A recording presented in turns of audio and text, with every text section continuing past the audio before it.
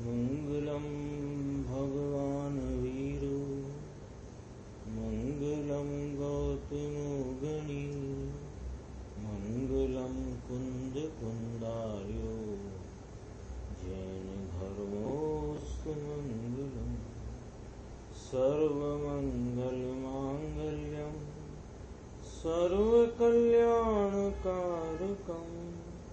प्रधानम सर्वधर्माणां जैनम जयतु शासनम्। मैं नमो तीर्थनायक को, नमो ओंकार वाणी को, नमो उन कुंद प्रभु को जिन्होंने ओंकार धारण की।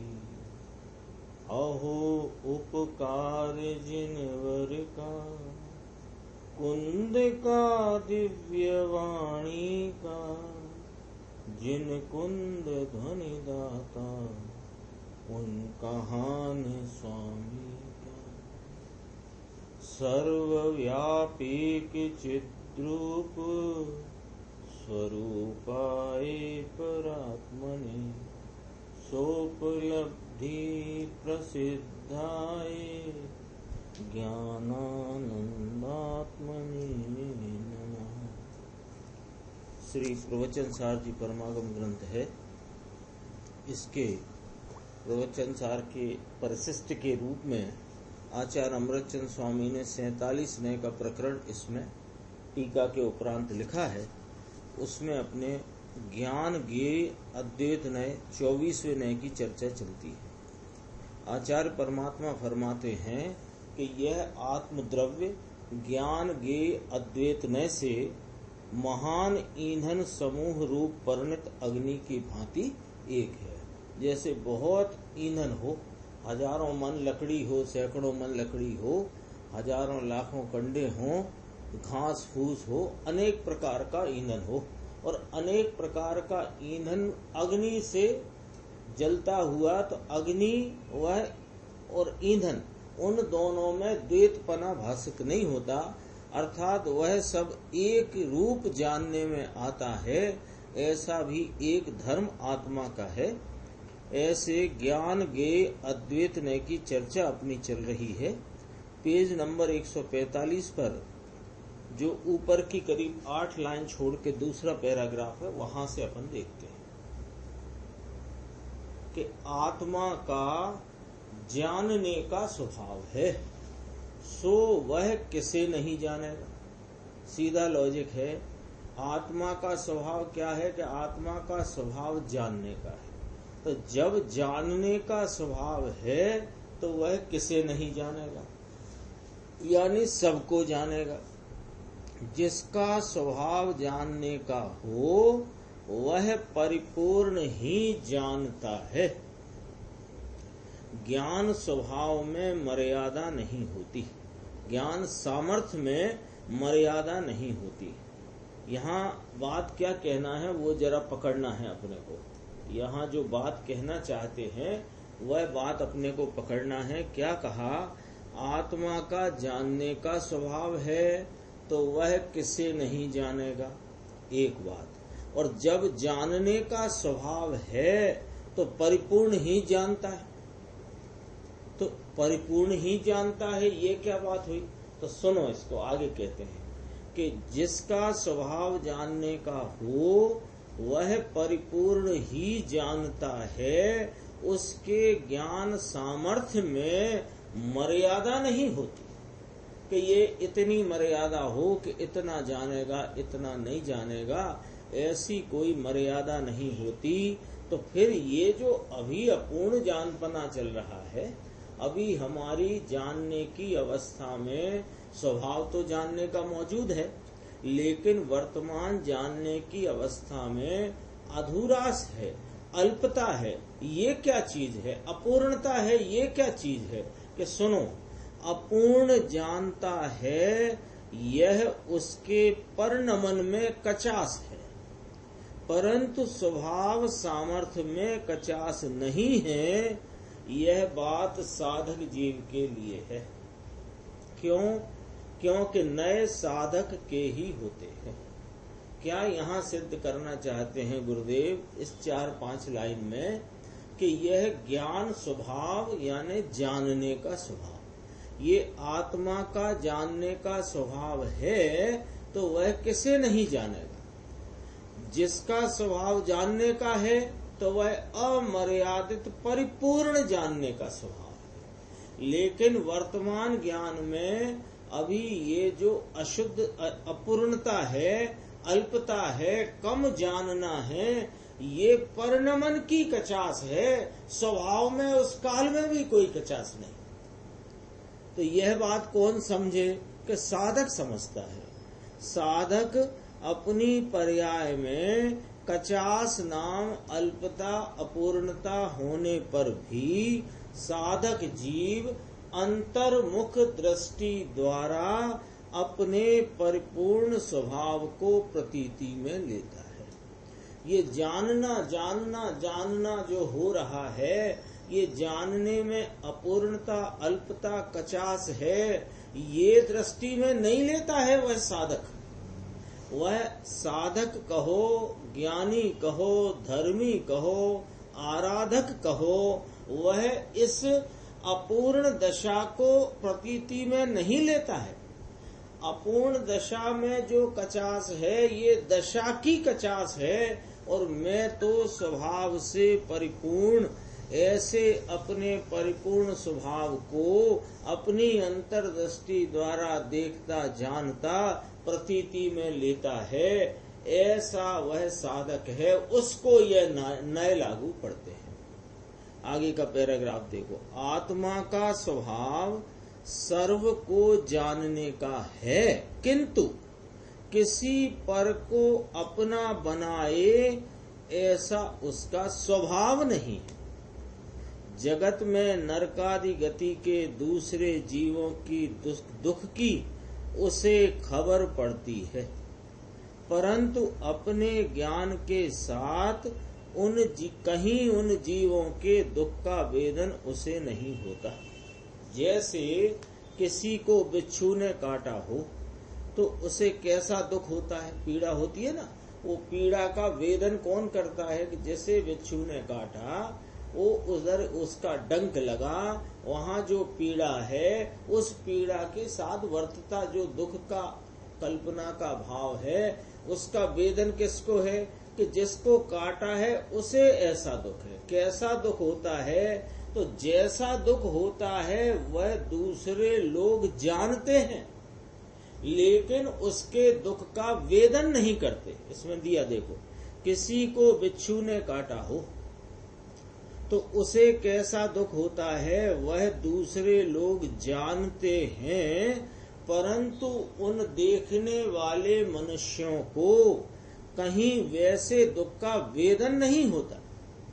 उसी प्रकार समस्त पदार्थों को जानने में कहीं भी राग द्वेष करने का आत्मा का स्वरूप नहीं।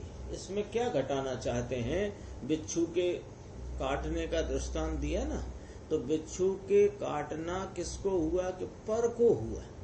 तो जो पर को हुआ उसके दुख का वेदन वह करता है, लेकिन उसे किस प्रकार का दुख है ऐसा अन्य जीव जानता है, लेकिन अन्य जीव उस प्रकार के दुख का वेदन नहीं करता है। ऐसे ही ये पदार्थों को जानने के काल में जो कुछ भी राग द्वेष उत्पन्न होता है उसे आत्मा करे, ऐसा आत्मा का स्वरूप नहीं है, ये उसका स्वभाव नहीं है।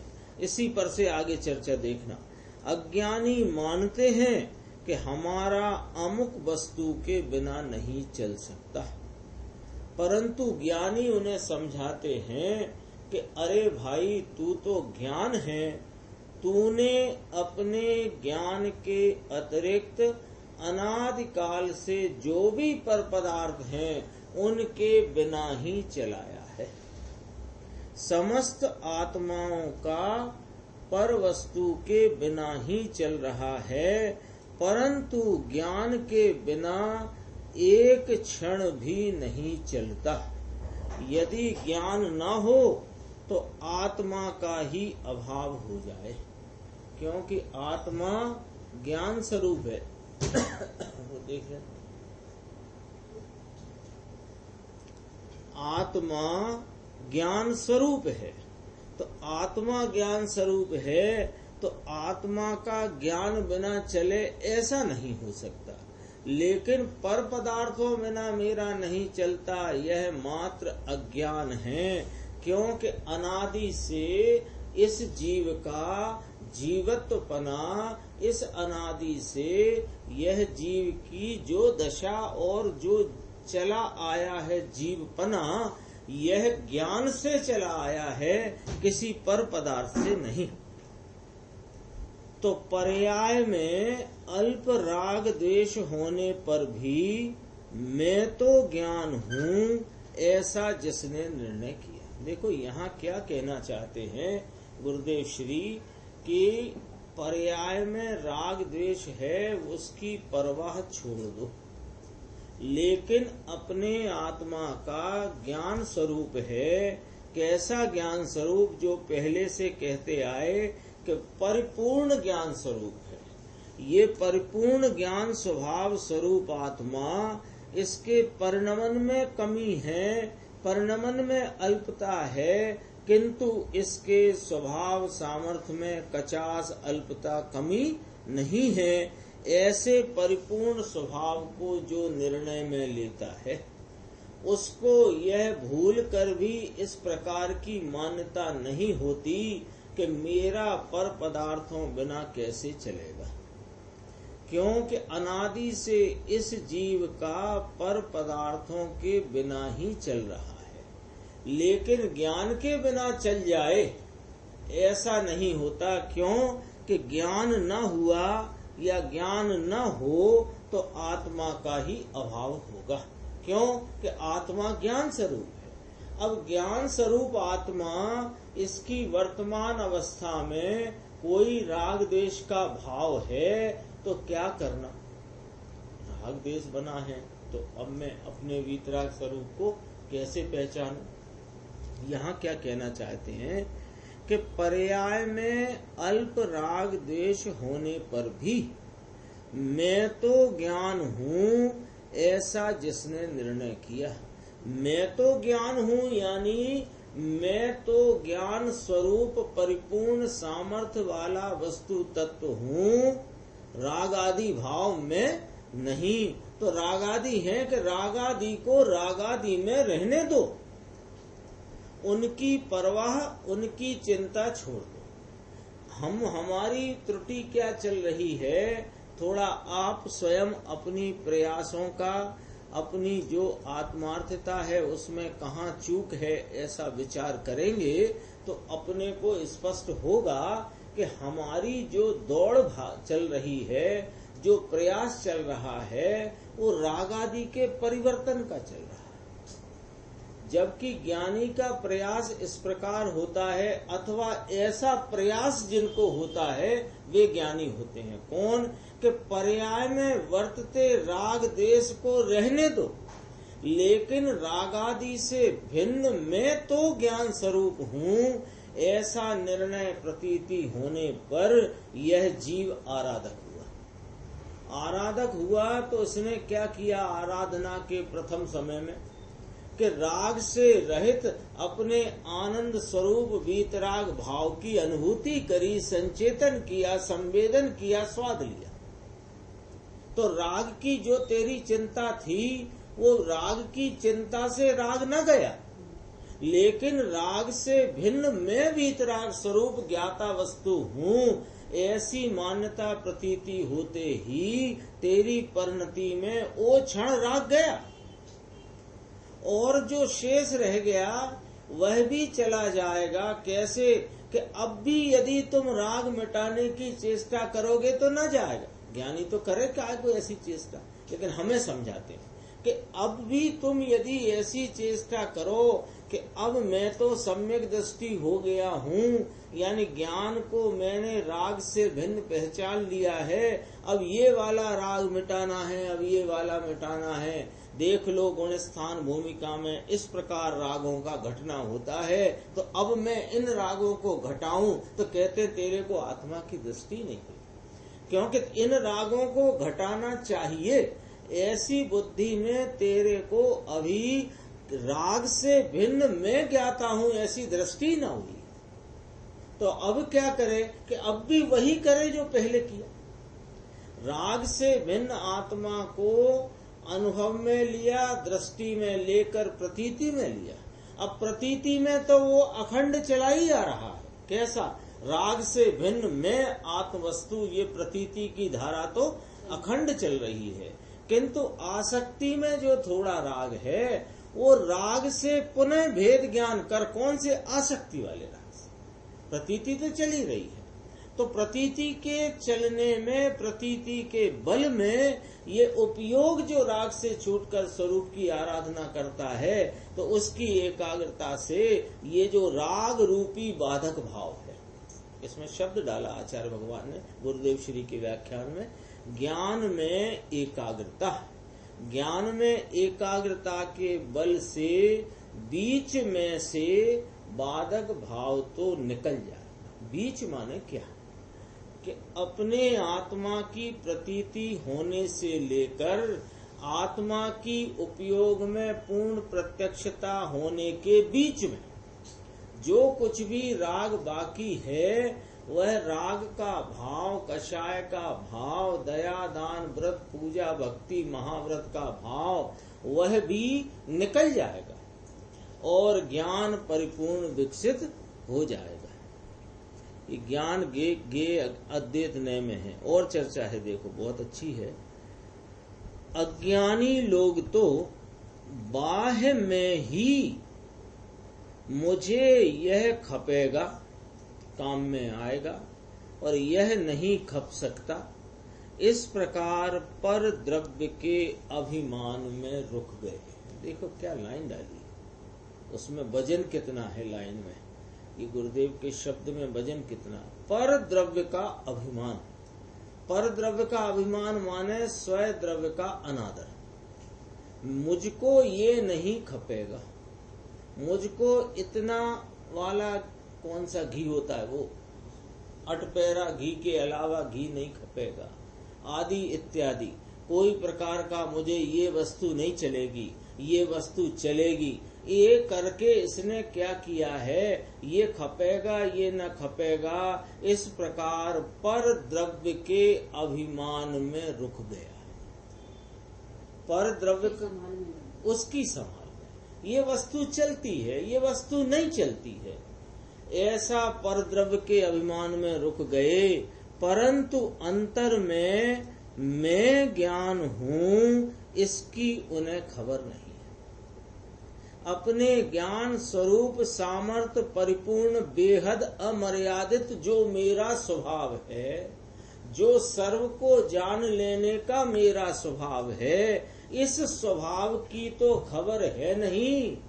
और ये चलेगा ये न चलेगा, ये खपेगा ये न खपेगा, ऐसा पर द्रव्य के अभिमान में यह अज्ञानी रुक गया है।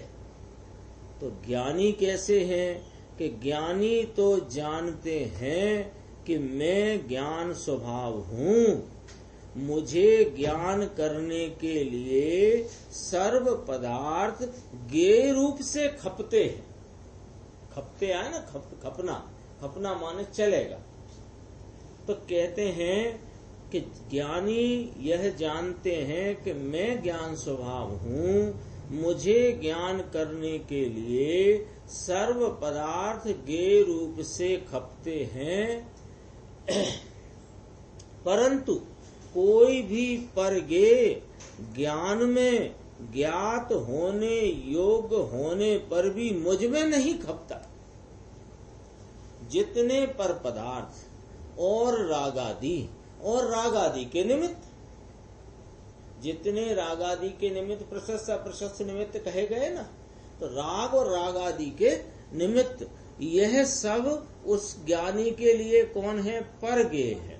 और परगेय होने से ज्ञान में ज्ञात होने योग्य होने पर भी तो गेय रूप से खपे, लेकिन मुझ में ये खपे, यह मेरे स्वभाव में बसे, आए चले, जरूरत है उसकी, ऐसा ज्ञानी को नहीं।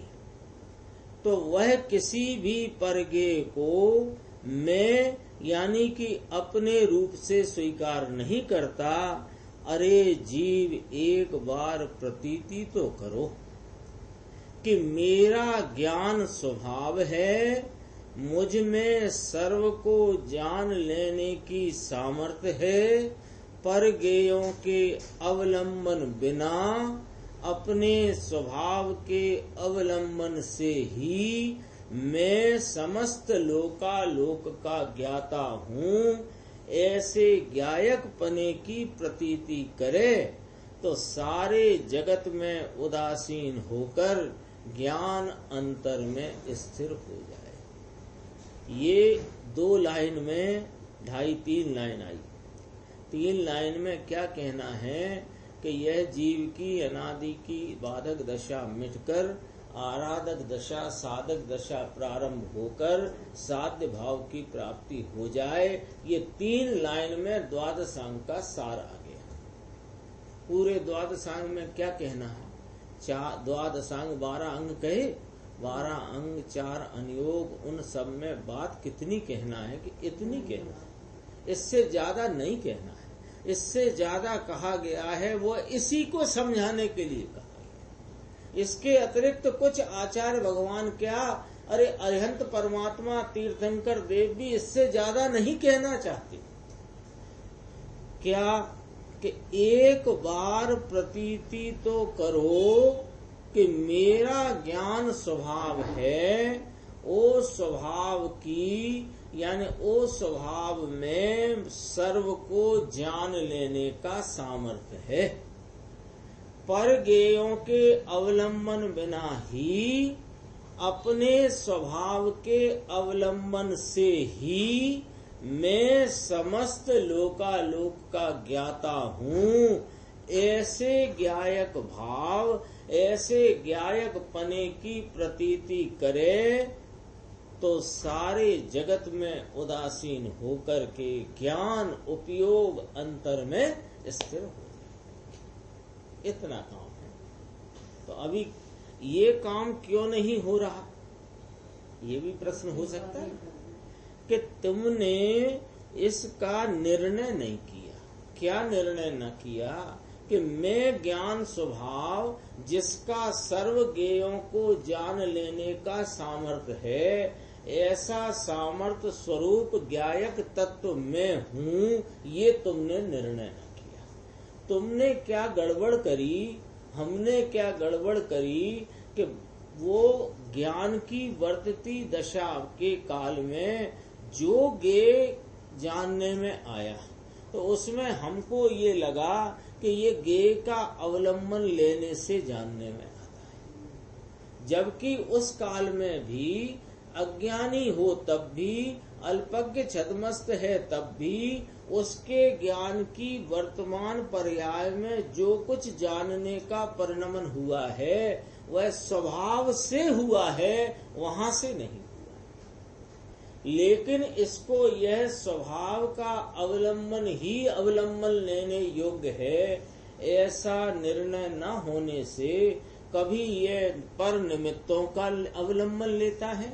उन निमित्तों के अवलंबन काल में उपजे हुए कषाय भाव को मैं मानता हुआ उनका अवलंबन लेता है, और उन सब से न्यारा मैं ज्ञान स्वभाव सर्व को जानने की सामर्थ्य वाला हूँ, ऐसे अपने स्वभाव का अवलंबन नहीं लेता। और जिसने स्वभाव का अवलंबन लिया, ऐसे ज्ञायक भाव की प्रतीति करी, तो वह सहज ही सब जगत से उदासीन होकर उसका उपयोग स्वरूप में समा जाता है, एकाग्रता को प्राप्त होता है। लोकालोक के कारण जीव को उसका ज्ञान होता है, ऐसा नहीं है। यदि लोकालोक के कारण उसका ज्ञान होता हो तो समस्त जीवों को लोकालोक का ज्ञान होना चाहिए, क्योंकि लोकालोक तो सदैव है।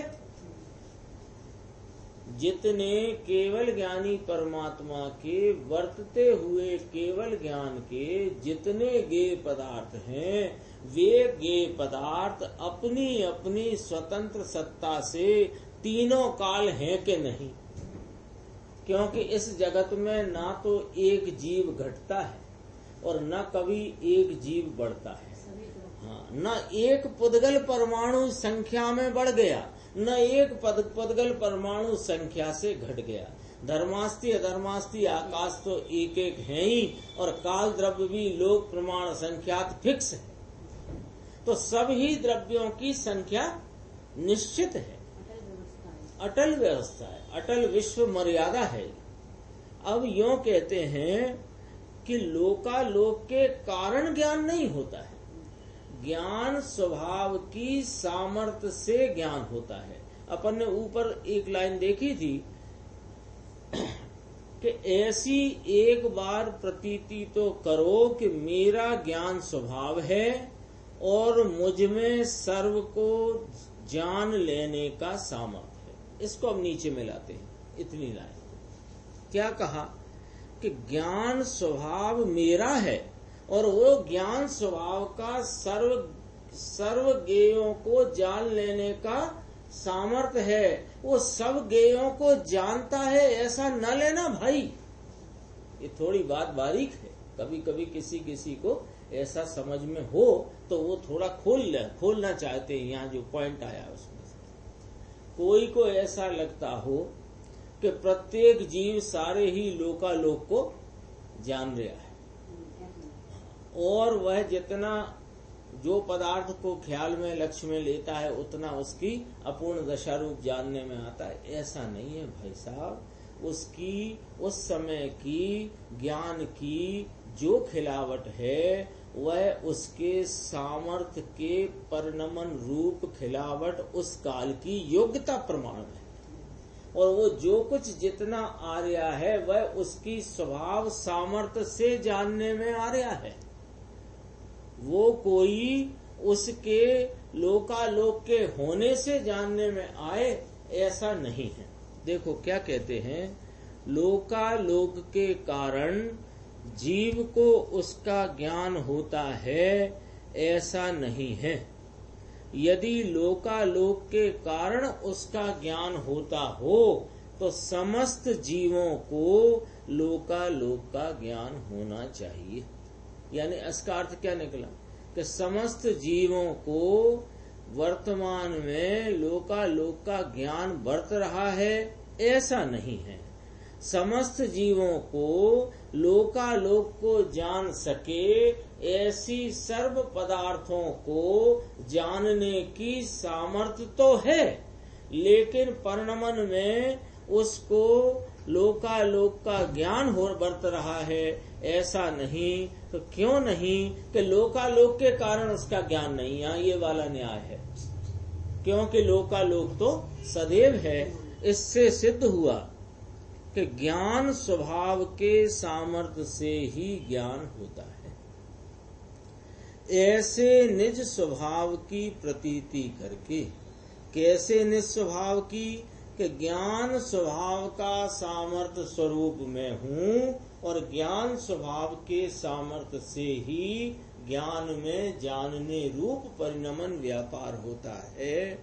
ऐसा प्रतीति करके उस एक ज्ञान स्वभाव की भावना में ही व्रतादि सबका समावेश हो जाता है। ऐसा कैसे कि ज्ञान स्वभाव की भावना यानी ज्ञान स्वभाव की पहचान होकर उसकी प्रतीति होने के उपरांत जो उसकी अंतरंग में लक्ष्य करके एकाग्रता का परिणमन चलता है, उस एकाग्रता से क्रम से कषायों का नाश होता है और कषायों का नाश हो जाने से उस प्रकार के रागादि का उत्पन्न होना और अमुक प्रकार के रागादि का उत्पन्न न होना, इस प्रकार का परिणमन सहज होता है।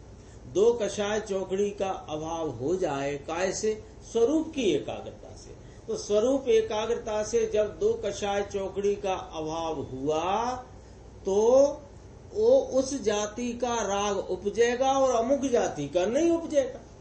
और जब तीन कषाय चौकड़ी का अभाव हुआ तो अमुक जाति का रहेगा राग, अमुक जाति का नहीं रहेगा। महाव्रत आदि का रहेगा, वस्त्र आदि धारण करूं ये राग न रहेगा। तो कहते हैं ये व्रत आदि भी उसमें ही समावेश हो जाता है। 12 भावनाएं तो व्यवहार से है, कहते हैं ना ये अनुप्रेक्षाएं 12 भावनाएं। तो वास्तव में उन 12 भावनाओं का आधार तो आत्मा है, पर द्रव्य नहीं। ये जो अंतरंग में 12 भावना संबंधी जो विकल्पात्मक वृत्ति व्यवहार है, 12 भावना है ना, अशरण भावना, अनित्य भावना, लोक भावना, संसार भावना, धर्म भावना, ये सब भावनाएं हैं। ये भावनाएं विकल्प रूप वृत्ति है। और ये विकल्प रूप वृत्ति ये जो पर के प्रति के विरक्तता के भाव हैं, वो वास्तव में आत्मा उनका आधार है। क्योंकि एक आत्मा यदि न हो तो उस आत्मा की प्रतीति न हो और उस आत्मा के वैभव का संचेतन न हो तो ये 12 भावना का कोई अनुप्रेक्षा का विकल्पात्मक वृत्ति भी शाब्दिक वृत्ति है।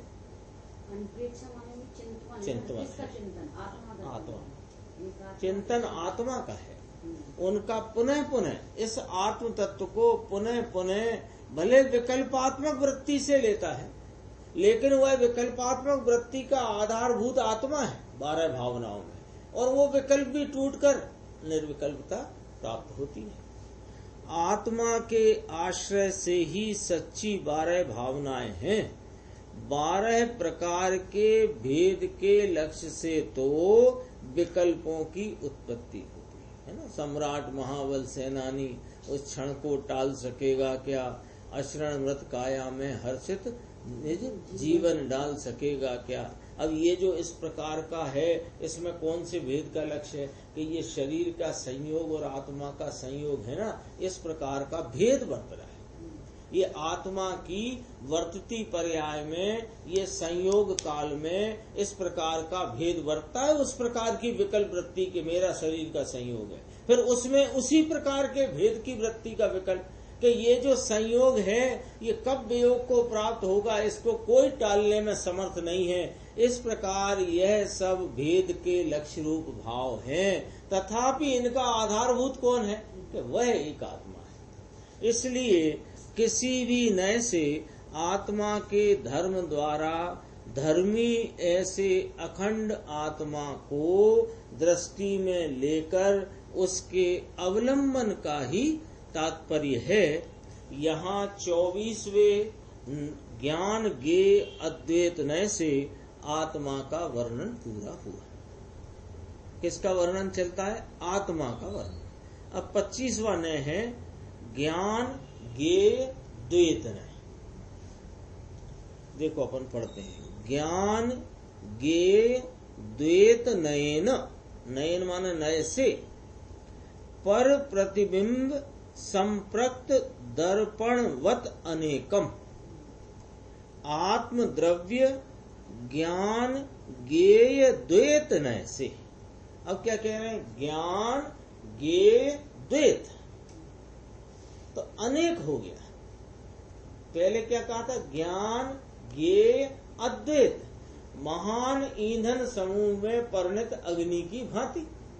अब कहते हैं ज्ञान गे द्वैत, दो पना माने अनेक पना, पर के प्रतिबिंबों से संप्रक्त दर्पण की भांति अनेक है आत्मा। आत्मा किसके भांति अनेक है कि दर्पण की भांति। कैसा दर्पण कि पर के प्रतिबिंबों से संप्रक्त, पर के प्रतिबिंबों से भरा पड़ा, रंगा हुआ। भरा पड़ा। अर्थात आत्मा ज्ञान और ज्ञेय के द्वैत रूप नय से अनेक है। ऐसे जैसे, यहाँ उदाहरण, जैसे पर प्रतिबिंबों के संग वाला दर्पण अनेक रूप है। देखो ये पिछली बार भी एक वो नया चला ज्ञान ज्ञेय अद्वैत में, वहां भी दर्पण कोई अपन उदाहरण में ले लेते तो दोनों में अपनी बात समझ में आएगी कि ये दर्पण है और दर्पण में जितने भी समस्त ज्ञेय हैं, हरे पीले लाल नीले गुलाबी जो कुछ भी, वे सब के सब इस दर्पण के में प्रतिबिंबित है ना। अब इसी दर्पण को इस रीति से देखा जाए कि वे जितने बिंब हैं मानो इसमें खचित हो गए। इस प्रकार देखने पर वह सारी प्रतिबिंब स्वरूप दर्पण एक दिखाई देता है, सारा दर्पण एक दिखाई देता है। और उसी को जब इस प्रकार देखा जाए कि दर्पण और दर्पण में बना हुआ प्रतिबिंब, तो ये द्वैतपना है। हाँ, दर्पण और दर्पण में वर्तते प्रतिबिंब, ये द्वैतपना है। और दर्पण और दर्पण में रहे प्रतिबिंब मानो दर्पण ही है, ये एकपना है। ये दो चर्चा है ना, उसको अपन यहाँ देखेंगे। आत्मद्रव्य ज्ञान ज्ञेय द्वैत नय से, गुरुदेव का व्याख्यान, पर के प्रतिबिंबों से संयुक्त दर्पण की भांति अनेक है, जिसमें अनेक चीजों का प्रतिबिंब झलकता हो, ऐसा दर्पण स्वयं अनेक रूप हुआ है। उसी प्रकार ज्ञान में अनेक प्रकार के पर ज्ञेय झलकते हैं यानी ज्ञात होते हैं। वहाँ ज्ञान अपने स्वभाव से ही ऐसी अनेकता रूप परिणमित हुआ है, पर ज्ञेय कोई ज्ञान में प्रविष्ट नहीं हुए। अपनी, अब ये थोड़ा नए की क्या शैली है वो 3 लाइन में कहेंगे। अपनी अनंत शक्तियों से संपूर्ण भगवान आत्मा अनंत धर्मों का स्वामी है और वह आत्मा प्रमाण ज्ञान का विषय है। और उस प्रमाण ज्ञान की किरण माने एक नय, उसके द्वारा उसका माने आत्मा का एक एक धर्म ज्ञात होता है। तो ध्यान रखना कि नए प्रमाण पूर्वक ही होते हैं। उनमें से यहाँ 25वें नए से आत्मा का वर्णन चल रहा है। देखो, प्रथम यानी इसके पूर्व जो कहा, ज्ञान ज्ञेय के अद्वैत नय से आत्मा को एक कहा, उसमें भी आत्मा पर से तो पृथक ही है, कोई उसमें एक मेक हो गया है ऐसा नहीं है। और यहाँ ज्ञान ज्ञेय के द्वैत नय से आत्मा को अनेक कहा, उसमें भी पर से तो पृथक ही है। एक रूप भाषित हो यह आत्मा और अनेक रूप भाषित हो यह आत्मा, ऐसा आत्मा का स्वभाव ही, ज्ञेयों के कारण नहीं। आत्मा में वे दोनों धर्म, ज्ञान ज्ञेय अद्वैत धर्म और ज्ञान ज्ञेय द्वैत धर्म, वे दोनों धर्म एक साथ ही हैं। आत्मा का एकत्व देखने वाला न हो ज्ञान ज्ञेय अद्वैत न, अथवा अनेकत्व देखने वाला न हो यानी ज्ञान ज्ञेय द्वैत न, वे सर्व नए आत्मा को ही उस धर्म की मुख्यता से देखते हैं। पर के कारण आत्मा का धर्म है ऐसा वे नहीं मानते। कौन? जो नए से एक एक धर्म को आत्मा को देखते हैं, क्योंकि साधक जीव को नए लागू है, नए प्रमाण पूर्वक होते हैं, प्रमाण बिना कोई नए नहीं होता और प्रमाण साधक को ही होता है। और साधक हैं वे ऐसा जानते हैं कि जितने अनंत धर्म इस आत्मा ने धारण किए हैं वे सब अपने कारण से हैं, किसी पर के कारण से नहीं। एक पना और अनेक पना, इन दोनों का परस्पर विरोध है कि नहीं? एक पना, ज्ञान ज्ञेय के एक पने से भी आत्मा जानने में आता है, और ज्ञान और ज्ञेय की दो पना अनेक पना है, ऐसे भी आत्मा जानने में आता है। तो ये क्या बात रही, एक पने से भी आत्मा और अनेक पने भी आत्मा? तो कह रहे हैं ये दोनों धर्म यद्यपि की विरोध रूप दिखाई देते हैं, लेकिन वस्तु में वे दोनों धर्म एक साथ ही विराजमान हैं। तो ये कौन दूर करेगा विरोध? ये नए दूर नहीं करेंगे, ये नए के साथ रहने वाला प्रमाण ज्ञान दूर करता है। बहुत अद्भुत है बातें। नए के द्वारा एक की मुख्यता में अन्य की गौणता होकर निषेध होता है, लेकिन उस समय में भी उस नए का विषय शुद्ध ज्ञान प्रमाणता में रहने से शुद्ध ज्ञान के साथ वर्तता नए ही वास्तव में नए है, अथवा तो यानी अन्यथा तो नया भास है, कुनय है। कुनय शब्द भी आया था।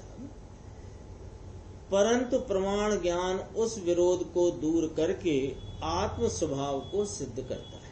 अब इसी चीज को गुरुदेव देखो थोड़ा और सरल करके अपने सामने रखते हैं। ये विषय क्या है वो अपने सामने आए। देखिए, जिस प्रकार दर्पण में मोर, स्वर्ण, आम, जामुन, नीम इत्यादि अनेक पदार्थों का प्रतिबिंब दिखाई देने से दर्पण की भी अनेकता भाषित होती है, उसी प्रकार चैतन्य ज्योति दर्पण भगवान आत्मा का ज्ञान भी अनेक पदार्थों को जानने से अनेकता रूप से परिणमित होता है। इसलिए आत्मा में अनेकत्व रूप धर्म है। और वहां जब ज्ञान ज्ञेय की एकता देखी जाए तो वहां ज्ञान ज्ञेय अद्वैत नामक एकत्व रूप भी धर्म है। उसकी खुलासा अभी करेंगे, दोनों की मिलान करेंगे। ज्ञेयों की अनेकता ज्ञेयों में है, उनसे तो आत्मा पृथक है, परंतु अरिहंत सिद्ध जड़ चेतन आदि अनेक ज्ञेय पदार्थों को जानने से ज्ञान स्वयं अपने स्वभाव से ही अनेकता रूप होता है। यहाँ कहते हैं कि दर्पण है ना, तो दर्पण में अनेक प्रकार के वृक्ष, फल, फूल आदि दिखाई दे रहे हैं। तो वो उस दर्पण में वो जो कुछ दिखाई दे रहा है, वो दिखाई देने के काल में दर्पण में अनेक पना भाषित होता है। लाल, पीला, नीला, गुलाबी। दर्पण यद्यपि तो अपने स्वभाव से स्वच्छ रूप ही रहा हुआ है, और वह लाल, पीला, हरा, गुलाबी आदि रंग बिरंगी वो भाव, रंग के भाव वे दर्पण में प्रवेश नहीं कर गए हैं। तो वे दर्पण में प्रवेश नहीं कर गए एक बिंदु, दूसरे उनके कारण से दर्पण लाल पीला हुआ, ऐसा नहीं।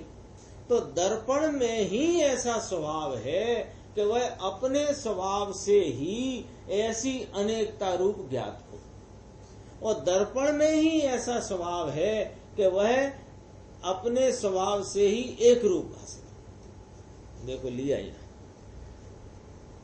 ज्ञान स्वयं अपने स्वभाव से ही अनेकता रूप होता है, वह अनेकता कहीं पर ज्ञेयों के कारण से नहीं होती। जैसे दर्पण में अनेक पदार्थों का प्रतिबिंब दिखाई देता है, वह दर्पण की ही अवस्था है।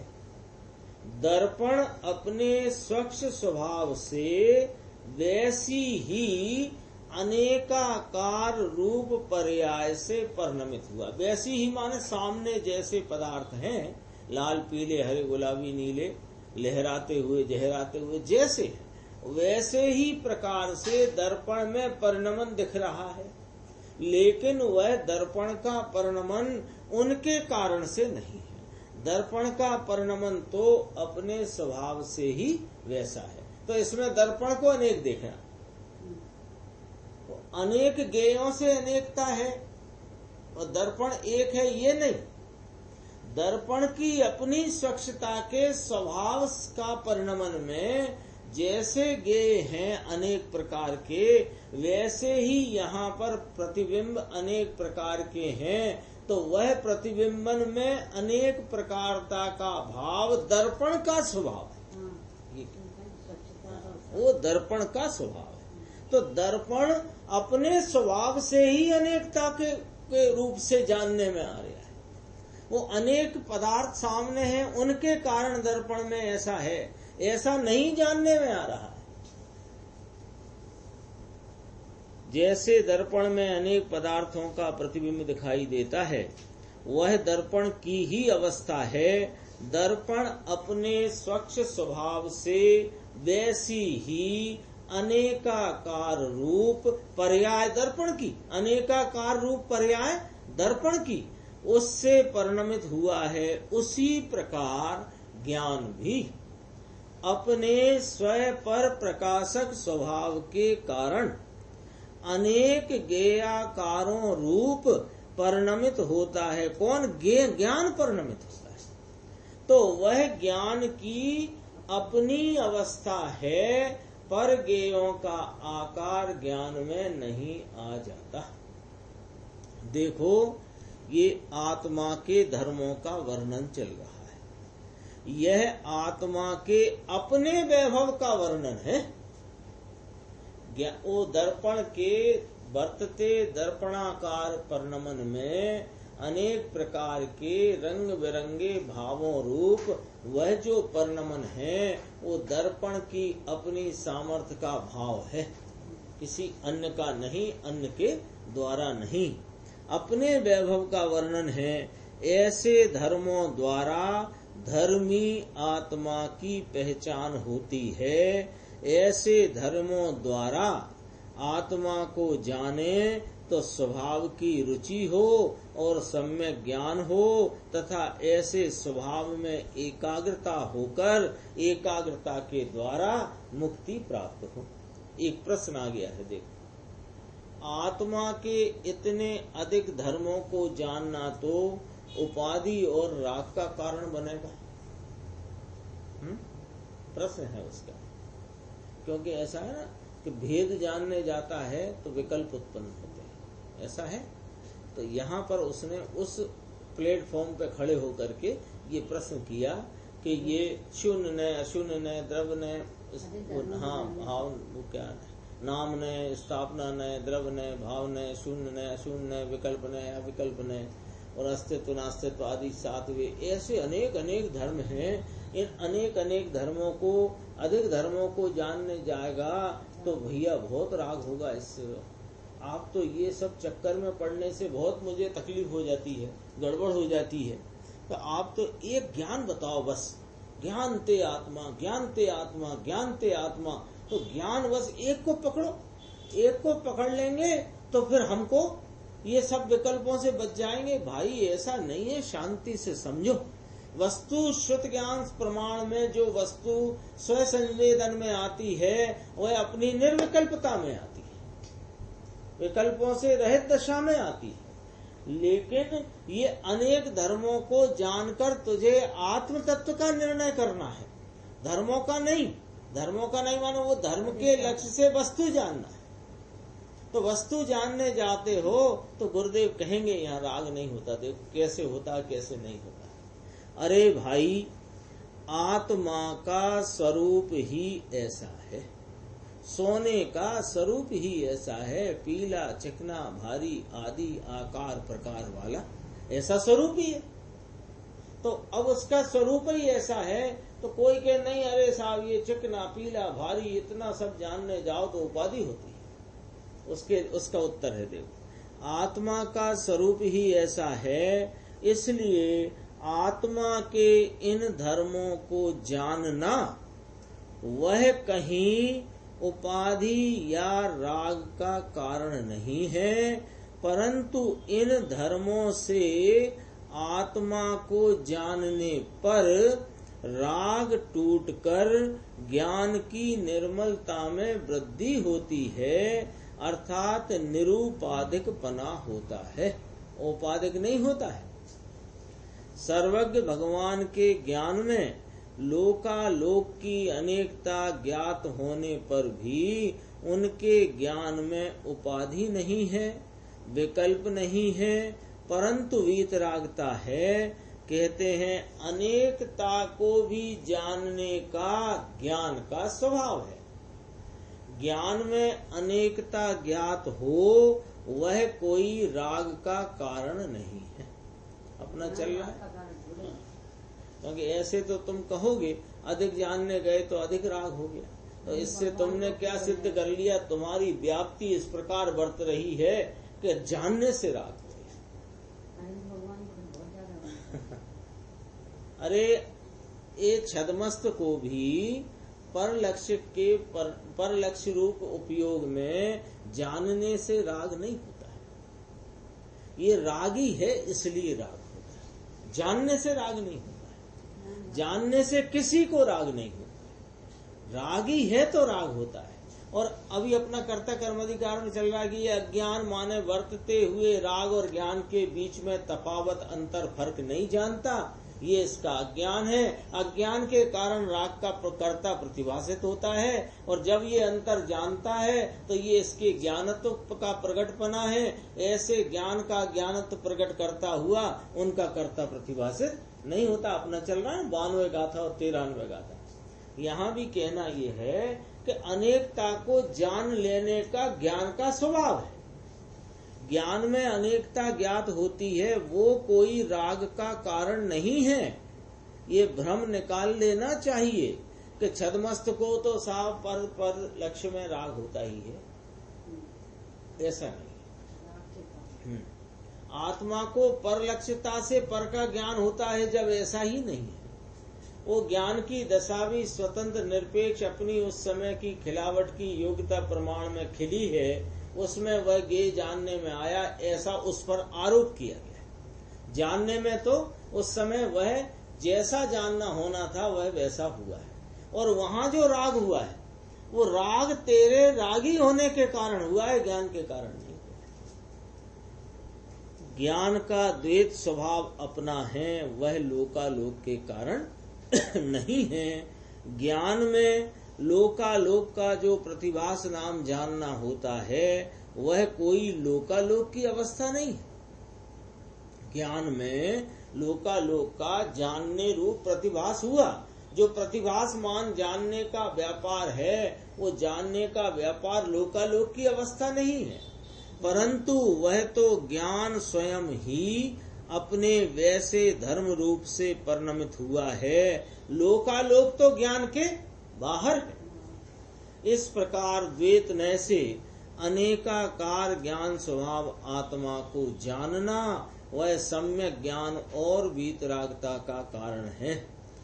ज्यों-ज्यों विशेष विशेष पक्षों से आत्म स्वभाव का निर्णय करे, त्यों-त्यों जीव के ज्ञान की विशुद्धता बढ़ती जाती है और राग टूटता जाता है। वस्तु के स्वरूप का सच्चा ज्ञान कभी भी उपाधि या कि राग का कारण नहीं हो सकता।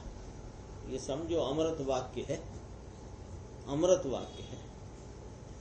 इसमें क्या कहना चाहते हैं कि जिस जीव ने अपने चैतन्य परमात्म तत्व का निर्णय करके उसकी प्रतीति करी और प्रतीति पूर्वक प्रतीति के साथ अपने स्वरूप का संचेतन किया, वो उसका निर्णय पक्का, उसकी प्रतीति पक्की, लेकिन अभी भी वह विशेष विशेष पक्षों से आत्म स्वभाव को जानता है, और इस प्रकार जानता है तो त्यों त्यों उसके ज्ञान की विशुद्धता बढ़ती है।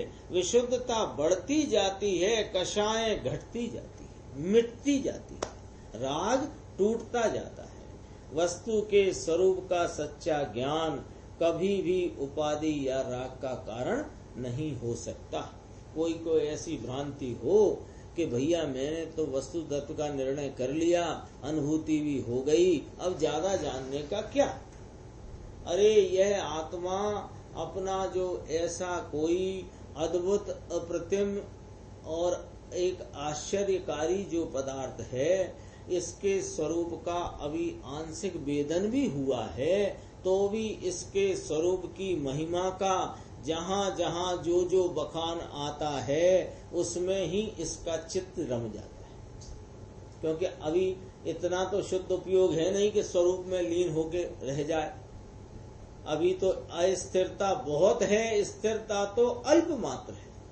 ऐसे जीव को उस स्वरूप के प्रति की ऐसी रुचि लगी है कि उसका अनेक अनेक प्रकार से जो जो वर्णन ज्ञानी आचार्य भगवंतों के द्वारा आता है उसमें वह लगता है और विशेष विशेष उसका निर्णय करता है। आत्मा ज्ञान स्वभावी है, वह समस्त ज्ञेयों के जानने के स्वभाव वाला है। उसका ज्ञान एक रूप रहने पर भी अनेक ज्ञेयों के ज्ञान रूप से अनेक रूप भी होता है।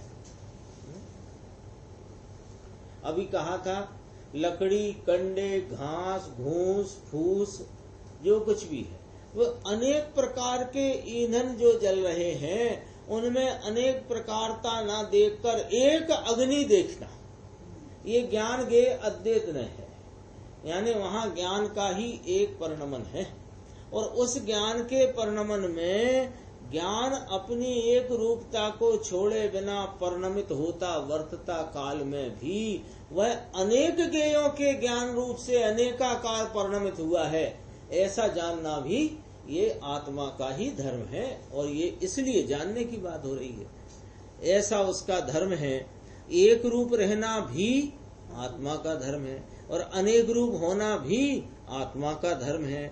आत्मा में वे दोनों धर्म एक साथ विद्यमान हैं और ऐसे अनंत धर्मों का पिंड चैतन्य मूर्ति आत्मा है। नीचे देखते हैं अपन, इसमें थोड़ा ये देखना है अभी आज ही,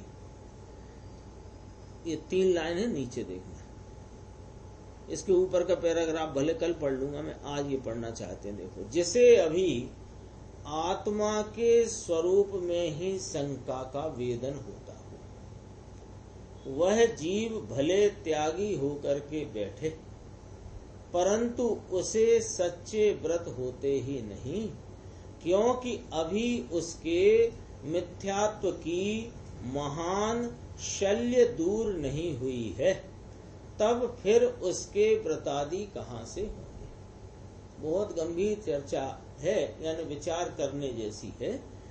अभी आत्मा के स्वरूप में ही शल्य पड़ी है, शंका का वेदन है, ऐसा है कि ऐसा है, ऐसा ही है तो वैसा नहीं है, ऐसा अनेक प्रकार के इसके शल्य पड़ी है। यथा तथ्य यथार्थ जैसा स्वरूप है, बिना शल्य का ऐसा इसकी प्रतीति में आया नहीं है। अब भले त्यागी होकर के बैठा, भले वह 6वें गुण स्थान के योग के व्रत आदि का पालन करता हो, भले 5वें गुण स्थान के योग के व्रत आदि का पालन बाह्य में करता हो, लेकिन उसके व्रतादि है नहीं। उसको व्रतादि सच्चे कहाँ से होंगे, जब तक कि उसको मिथ्यात्व की महान शल्य दूर न हुई। तत्वार्थ सूत्र में कहा है निशल्यो व्रति, आया सूत्र है निशल्यो व्रति, यानी शल्य रहित जीव ही व्रति होता है।